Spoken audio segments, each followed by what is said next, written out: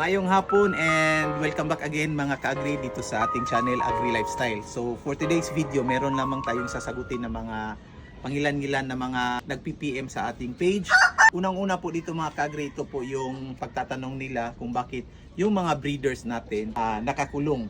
So tinatawag daw natin itong free range chicken, kamat yung mga breeders natin ay nakakulong. Ayan. So marami pong factors mga ka-agri kung bakit hindi natin pini-free range o hindi natin pinakawalan yung mga breeders natin doon sa bakuran. Ayan. Unang-una po mga ka-agri, itong mga breeders po natin ay medyo pricey. So yung mga breeders natin mga ka-agri, galing pa ito sila ng Czech Republic, from Europe. So binili natin through Dr. Erwin Cruz.